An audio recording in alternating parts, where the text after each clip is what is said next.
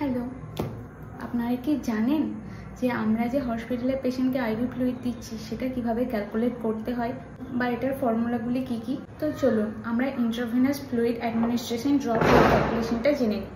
তো ফর্মুলাটি হচ্ছে ড্রপ মানে কত ml যাচ্ছে ডিভাইডেড বাই টাইম মানে per minute into drop factors. তো চলুন এটার একটা ছোট্ট এক্সাম্পল দিই। ধরুন আমাদের বলা হয়েছে 8 ঘন্টার মধ্যে একটা 1000 ml এনএস আমাদের চালাতে হবে, আর আমাদের বলা হয়েছে ইনফিউশন সেটে এটা 20 ml সেট করতে হবে।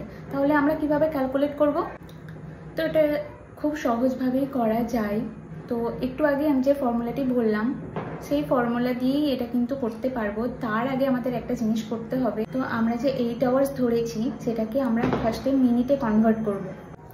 তাহলে কিভাবে হবে? 8 আওয়ার্স ইন্টু 60 মিনিটস মানে হচ্ছে 1 ঘন্টায় 60 মিনিট ইজুকাল টু হচ্ছে 480 মিনিট। আমাদের ফর্মুলাতে ছিল ভলিউম মানে হচ্ছে কত ml ডিভাইডেড বাই টাইম। তাহলে এখানে কত ml বলা হয়েছে? 1000 ml ডিভাইডেড বাই টাইম আমাদের কত বেরোলো? 480। আর আমাদের ড্রপ ফ্যাক্টর হচ্ছে 20। তাহলে আমাদের হিসাব করলে দেখা যায় অ্যান্সার হচ্ছে 41.66। তাহলে এটাকে আমরা 42 ml হিসেবেই ধরতে পারি। তাহলে আমরা কিন্তু আমাদের অ্যান্সার পেয়ে গেলাম। তাহলে আমাদের কত ফ্লুইড যাবে 8 আওয়ার্সে? পার আওয়ার যাবে 42 ml।